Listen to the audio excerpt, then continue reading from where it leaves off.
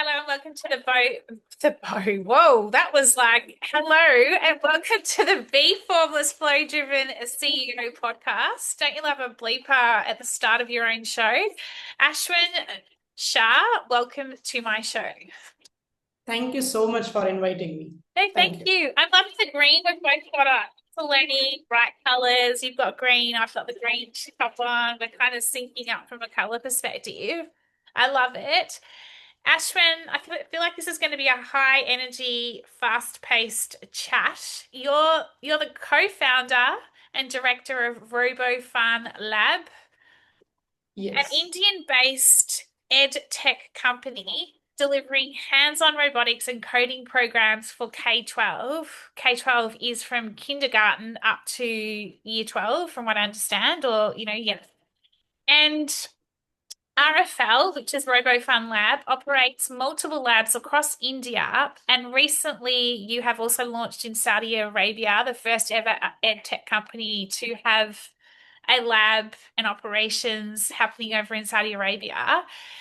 And you've guided student teams to national, international competition wins.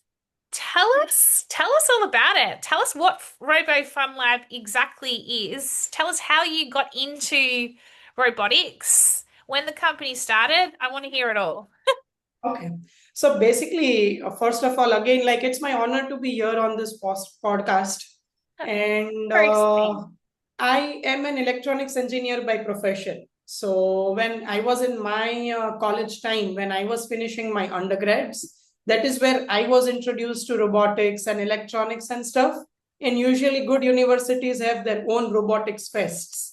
So we as group of friends started participating in those festivals and eventually went on to launch our own college's first ever robotics fest as well, which was widely successful. So since then, I was quite interested in the field of robotics back then in 2009. But me being an educator for the students is even longer, like it goes even deeper. When I finished my grade 10 studies, I started with teaching students or say like guiding the younger students about their basic math and science concepts and paper checking and stuff at one of the academies. I continued this after finishing my 12th grade exam as well, and I realized that teaching is something that I like a lot. So even during my college times, after finishing my college, I used to conduct personal tuition classes in India, and I used to teach different STEM subjects across different places. So that I believe curated a good foundation for me to be a good educator. I'm not sure if I am a good educator, but I am sure that I am an educator by heart. So, yes, when I finished my engineering, I applied to be a physics teacher in one of the reputed schools in my birth city called Rajkot. And I was immediately accepted. But when they saw my profile, they were like, Ashwin, no, you're not meant to be a physics teacher. We are launching some basic robotics program for the kids here. And you being an engineer and with a basic experience in robotics, we want you to go through this and see how it evolves.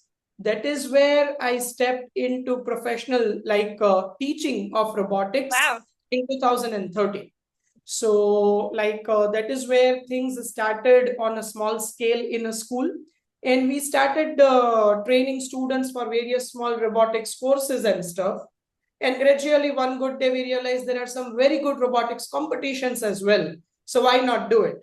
And that is how we realized that okay, it takes a lot of effort to participate in such competitions, and we started putting in a lot of time and effort in preparing our first ever team for the robotics competition.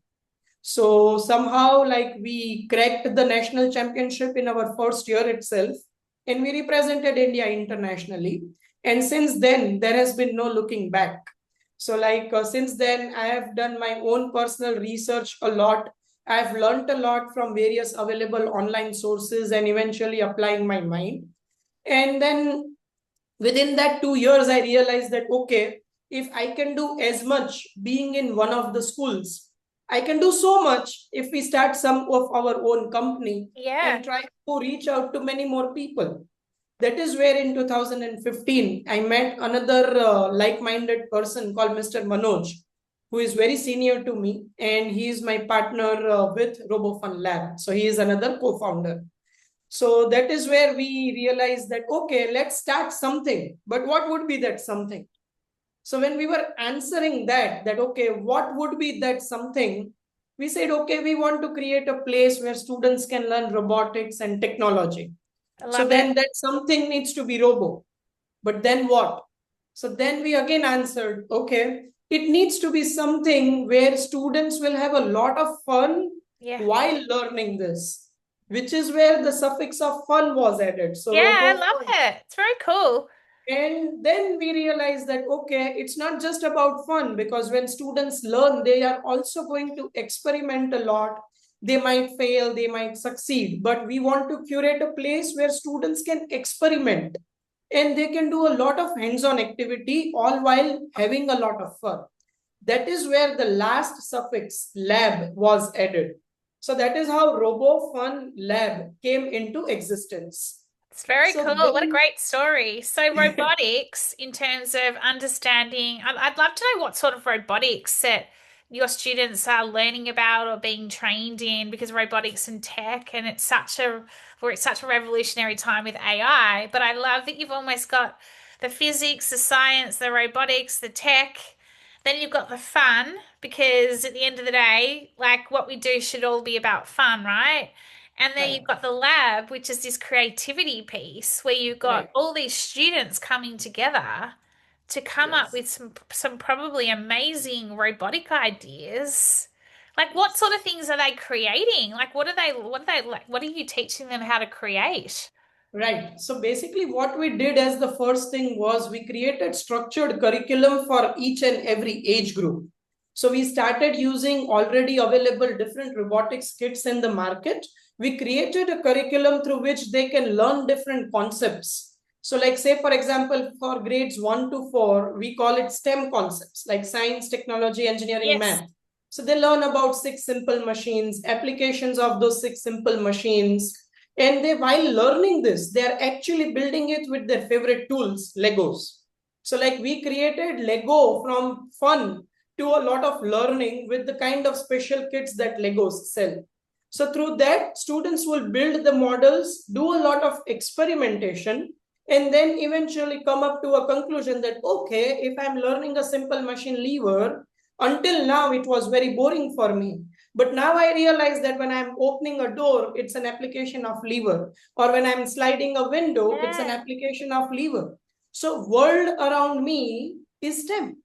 And I need to learn each and every basic concept in a practically I was about to understandable say way it's to be a big. better person. Yes. Right? So that is the kind of foundation we lay from grades 1 to 4. From grade 5, we eventually introduce a lot of robotic concepts to them. I'll give you a simple example. Like when a child goes with a parent to a mall, the door opens and closes on its own.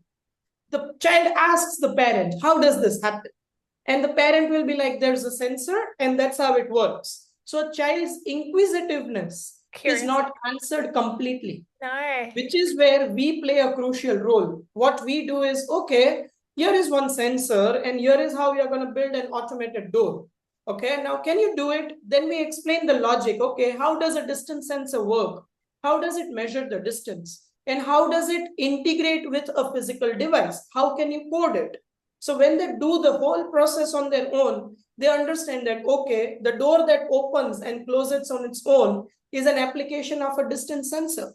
The car parking sensor that beeps, right? When I'm parking my car and when I come near an obstacle, when it beeps, it's a distance sensor which tells me that, okay, I'm quite closer to the distance, so the beeping is fast. And I realize that I need to brake. So all these critical things that they see around, we break it down into smaller problem statements, we make them build it, code it, understand with the logic, and then they do it on their own. So this is the kind of foundation we lay for the children that come to RFL Academy. So when they come to your academy, like, or your yeah, I think it's called an academy, right? Like, are Yes. they at school? Like they're going to school. So this is like but they're also Right. wanting to learn more. Like, how do you get them to come to the academy? Are they science? Like, are they children that have an interest in science or an interest in physics or an interest in robotics? Or like, how do you get them in and how does it work? Like, do they do like, is it once a week they come to the academy or do they come during school holidays? Like, yeah. Right. So at our privately established academies, it's kind of an after school program for them where Yeah. they come based on, okay, I want to learn more about robotics. Where can I learn? I want to be a part of one of the upcoming competitions. Where can I get trained? So then they look for us and then they come. Then our counselors explain them that, okay, based on your age and interest, this is the kind of course or a competition that you can be a part of. And then their training begins. And for our regular courses, it's kind of once in a week kind of a program, which is like a 2 hour program. So they dedicate those 2 hours and they start working. But when they start participating in competitions, it's kind of an endless loop. You will not believe, but Saturdays and Sundays are the busiest working days at RFL. So basically, students come on a Saturday and Sunday working on their robot, cracking a given challenge, and they are not willing to go home or attend birthday parties or attend any social gatherings. They are all focused on no mom, no dad. You just go. We will be focusing on our robot because we are here to do this and we want to do this. I'm very much interested. You can continue with your social plans. We are least bothered about it. But they're still So, socializing. You've still got them socializing. They're socializing while they're creating, yes, right? They've still got an element of socializing, but these children are being stimulated. They're not stuck on screens. They're not stuck no. just to their phones or anything. They're actually building and creating things, right? Yes. So usually parents do come to us and tell that RFL Academy has actually played a crucial role in reducing the screen time of our child. Wow. Yeah, because it's like, okay, earlier my child used to scroll LinkedIn, like Instagram and stuff like that.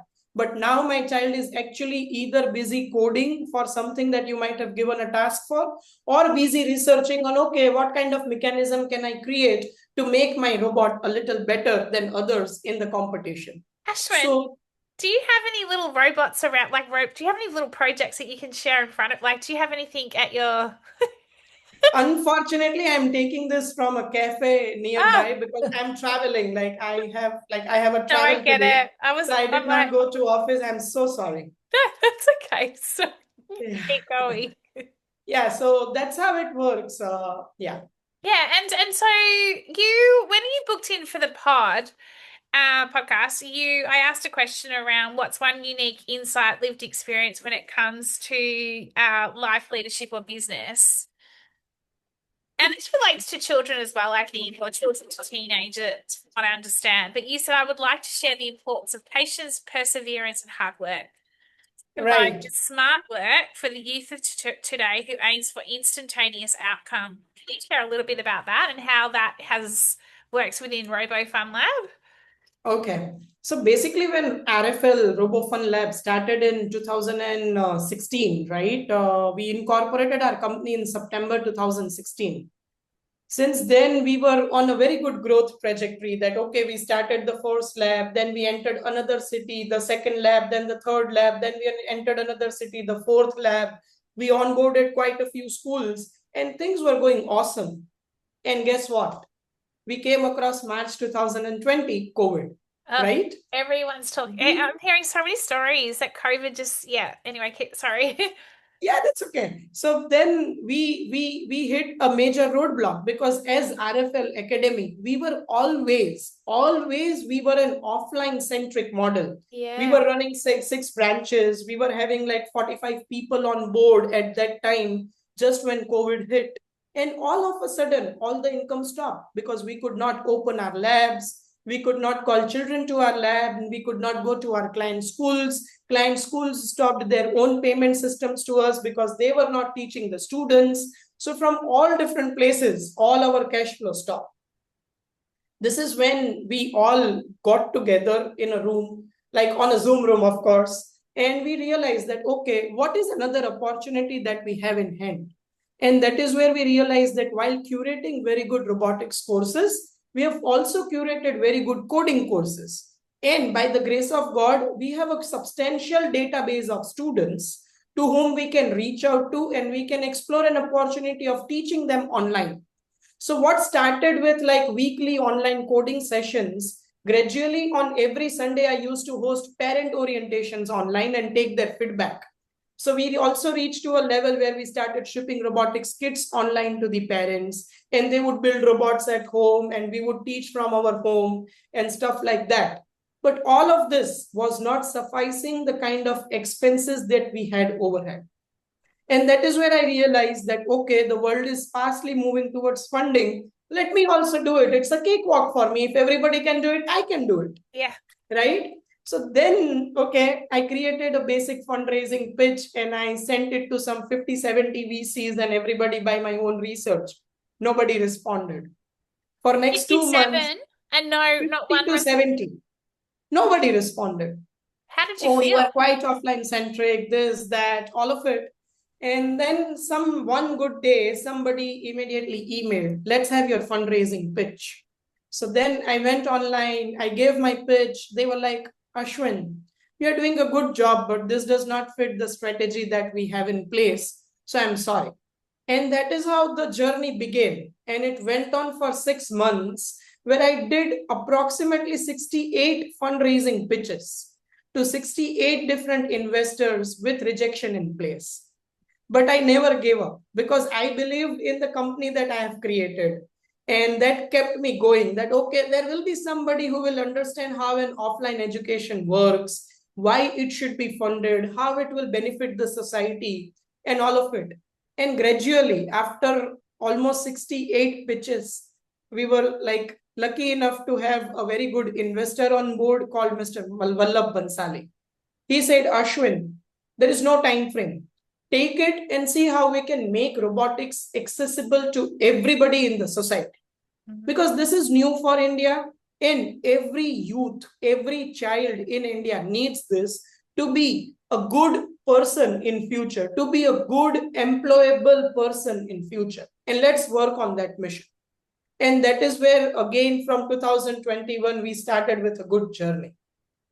And again, in 2024, when we decided that, okay, we want to enter the Saudi Arabia market, we were tested with the same thing. What happened was, okay, we got an investment license quite easily. It was an easy step. So we thought, okay, everything's going to be a cakewalk. But guess what? To register my company, it took me 1 full year. I got my company registration license just last week.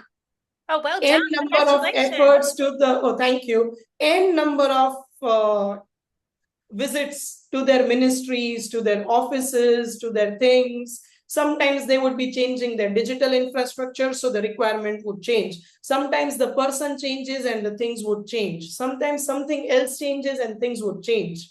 But we never gave up, because 1 year to register a company is a lot. But somehow we said, okay, let's stick to it. We will be there. And that is how we just got stuck to it. And finally, we are there. So, So all Ashwin, I mean, oh, sorry, you go. yeah, I just want to finish one point. So that is where the whole story is, right? That persistence. You cannot expect immediate results if you are aiming to do something good. And that is something like today at RFL, we employ 85 people, and most of them are like with that age bracket of 23 to 26. And with this age of Instagram and Snapchat, each of these people want instant gratification. That's not possible when No. you are working. I'm sorry, but that's not possible. You need to be calm, cool, and patient. You need to have your goal in place, but you need to achieve it one step at a time. You cannot expect instant gratification. Everything is a journey. Follow the journey in a nice way and move forward. That's the right way forward. There is no shortcut to success. Oh, I love that. You're so like it's such a good reminder, isn't it? In terms of like, how did you 68 or 57, however many rejections, put the two together? Like, surely there were days where you were just felt so deflated. What actually lifted you back up again? Like, like as an entrepreneur, COVID's caused chaos.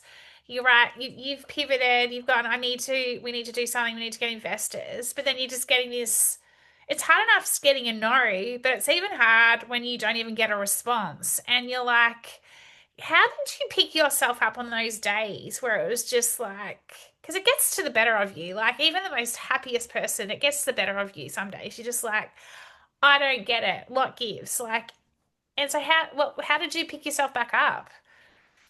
Okay. So that's what entrepreneurship is all about, right? There were two thoughts in mind.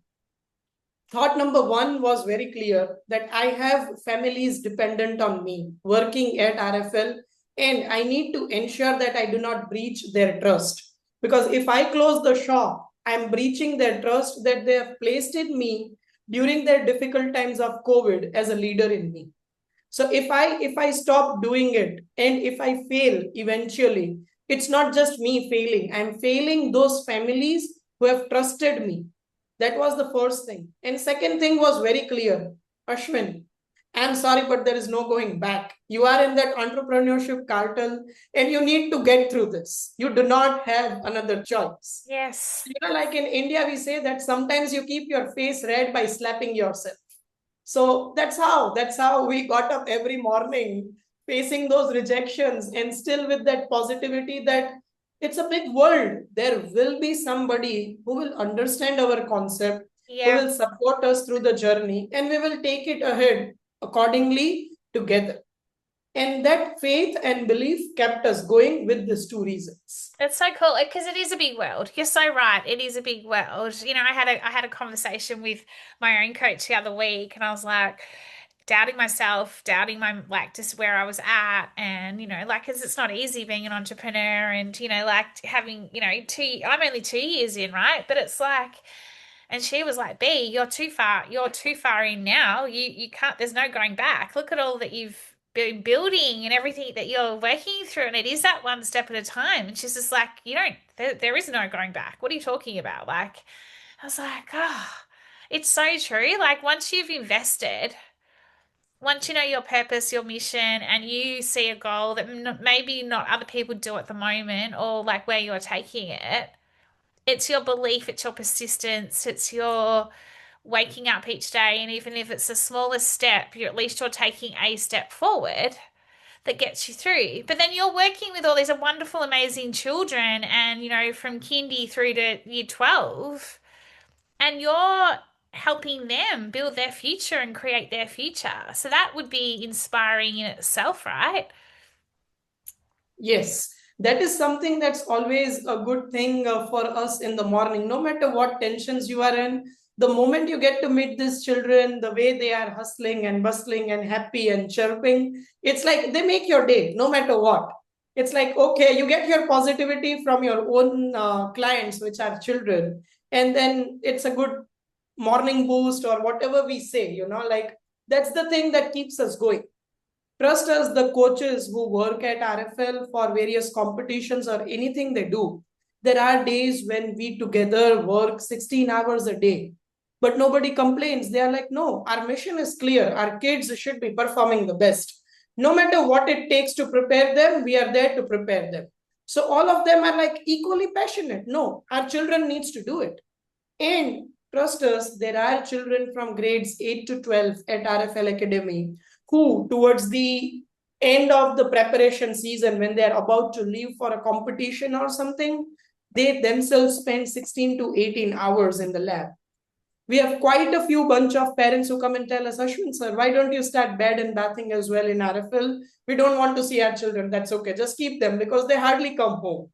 So we want to consistently want to create a place where kids can be and they can constantly work to innovate, to solve problems, to be the next generation leader.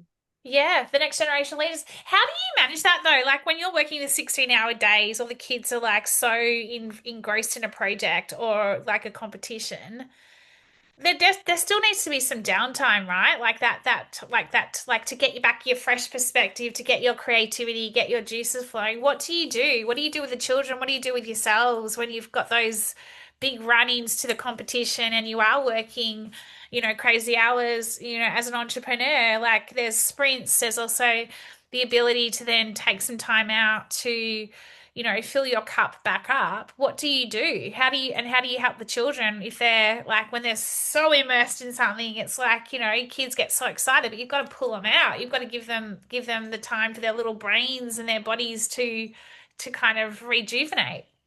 Right. Okay. So there we are with that very typical Indian mentality, like when we are working so hard, when we see that they are performing well in the competition, that itself is a medicine which boosts us up and fill our cup for the next day, next week, next months, and the next whole year. So, like I'll tell you, like in March, I was recently awarded with Woody Flowers Finalist Award. That's an award given to an amazing first mentor, right? I was awarded this in New York during one of the competitions. My students nominated me, and each and every team nominates their mentor for the same. Now, the kind of recognition that we get when we win such awards itself is a kind of a pillar for us that, okay, we are doing something good and we should keep doing it until we have the strength to do it. So that is the kind of mentality we work with. Like when I was initially curating the curriculum back before COVID and stuff like that, I was always thinking my book is not getting any wider outreach or this and that. It's limited to the RFL students based on the kind of internal policies that we have formed. Again, a kind of patience, perseverance scenario here. Pact Publication House. It's a very reputed publication house based in UK, and they usually publish some very good books, right? They reached out to me during COVID times that, hey, Ashwin, why don't you write a book on robotics with one of the kids? And fortunately, I was able to do it all on my own. I was able to author it all on my own. And even today, although it's not kind of a bestseller, it is still today available across major platforms across the world.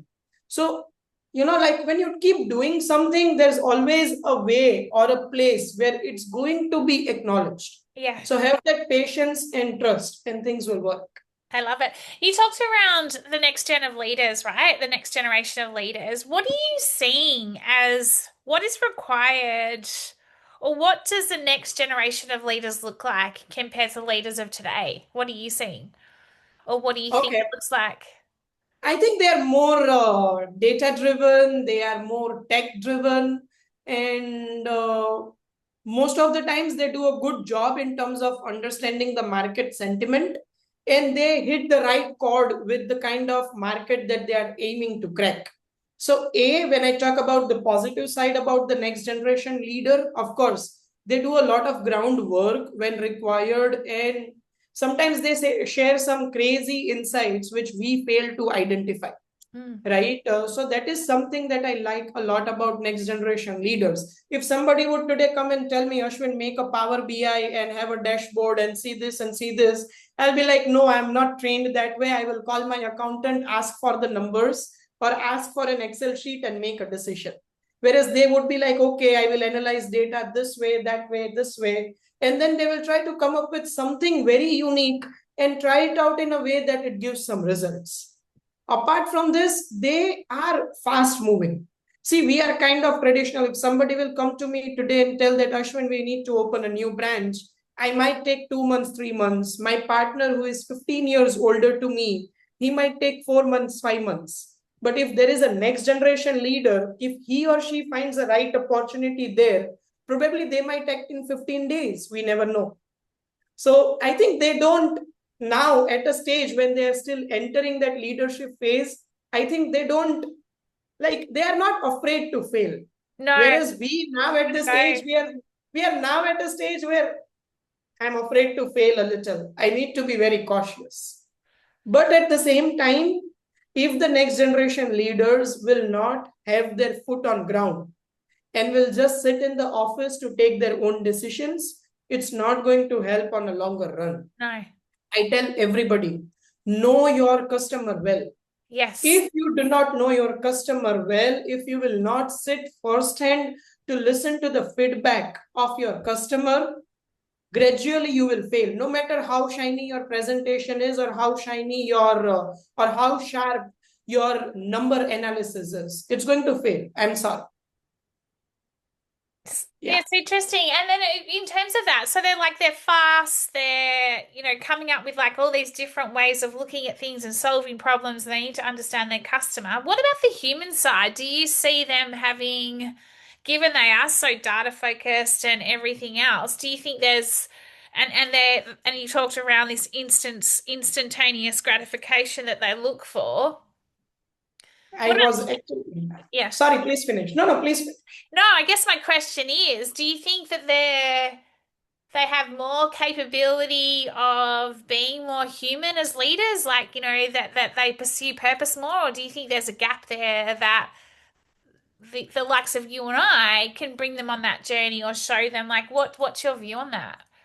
I wanted to bring this point while I ended my answer. Empathy. So new generation leaders needs to empathize. Yes. See, at the end of the day, AI might do everything for you, but your team is your biggest asset. The brain, the emotion, the mind that you have besides you is your biggest asset no matter what.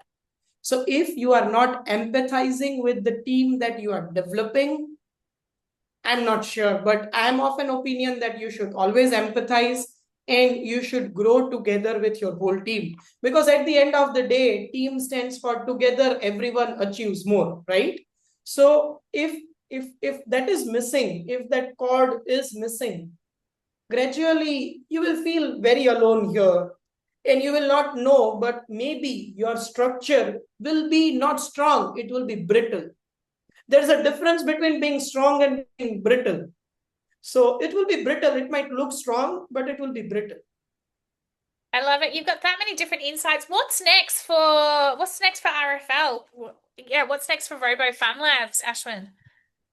Okay, what's next is like we want to focus on what we have already developed, all while evolving with the technology and evolving with the kind of offerings that we have for our students, right? Take a small pause with whatever setup that we have done, strengthen them further, and then see how to enter the next phase of growth. But the focus right now is systems. We were running in a startup mode, so like everybody were wearing Yes. multiple hats. Yes. But now that the company is growing, now it needs to shift its gears while retaining its pace as a startup, but structure as a good company. I'm not saying a corporate, but as a good company where everybody's load is divided in a good way and everybody, at least the experienced people, can give their best to the next story of growth at RFL. So I that's love, the focus right now. I love it. And what would be one piece of advice you would give any entrepreneur starting or looking to seek investors? What would be one piece of advice to give them? Okay. I would add two here. The first is do not reach out to investors in an idea phase. Prove your idea, right? Even if it's an MVP. Prove your idea, prove your potential first for yourself before you prove it for the investors. And second is do not show any rosy picture to the investor. You do not want an investor who just agrees on a rosy picture. See, show a thorny picture to the investor and see who likes to be on that thorny side and get them on board. Trust me, the kind of growth you will achieve in your company with that kind of investors by your side will be very different. It might be slow, but it will be very, very sustainable. Because if you just show a rosy picture, right, it's like investor is going to have a wrong expectation from you. Show the true thing. Okay, this is what it is and this is where it can be with this kind of money being pumped in. Be very realistic. Under promise and over deliver, that's a good thing instead of over promise and under deliver. You will have a very good promoter investor relationship in this case. I And love that's it. the most important aspect for you as an founder of your company. Because if your relationship with your investor is bad, right, you are not going to grow because that's your biggest headache to solve every day. So true. So Yeah. true, Ashwin. It's been such a pleasure talking to you. I know it's early morning. Well, not early morning, but it's mid morning in Mumbai. in India, and I know that you've got a pretty big week ahead. I thoroughly have enjoyed chatting to you today. I feel like we've just flowed so quickly. Like I feel like we were only talking a second ago, and now it's the end of the show. Do you have any last passing words before we end? I think I have tried to convey everything, right? So, yes, I hope we all grow with empathy and as a core thing within all of us. And I would like to thank you, Belinda, for inviting me to this podcast and allowing me to share my thoughts with you. And I hope the listeners will gain some useful insights through this podcast. I love it. Thank you so much. How do we find out more about you, Ashwin? How do we find out more about RoboFun Lab at RFL? So basically, yes, we have our own website, robofunlab.com, and we are quite active on our Instagram page, RFL Academy India. So these are the two ways in which you can reach out. Plus, if you want to see my personal journey and follow me with kind of personal updates at RFL, follow me on LinkedIn at Shah Ashwin 8. So you will find me there as well. Probably Shah Ashwin. Yeah, I'm on LinkedIn and I might not be as popular as other entrepreneurs, but I try to share some content which might be useful to the educators, to the audience, to the parents. And you might never know, you might get some useful tip from one of my posts. I think it's not about who's the most popular, it's who's just being their authentic selves. And actually, you have that in spades. It's all about being your most authentic self. So, thank you so much. At Bee Formless, we're all about reshaping life, leadership, and business. You know, everything we've talked about today in terms of leaders, teams, and getting the best out of the business. That's what we're all about. That's what Bee Formless does. So, thank you so much for coming on the Flow Driven CEO podcast.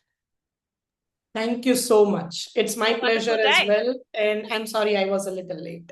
Thank you.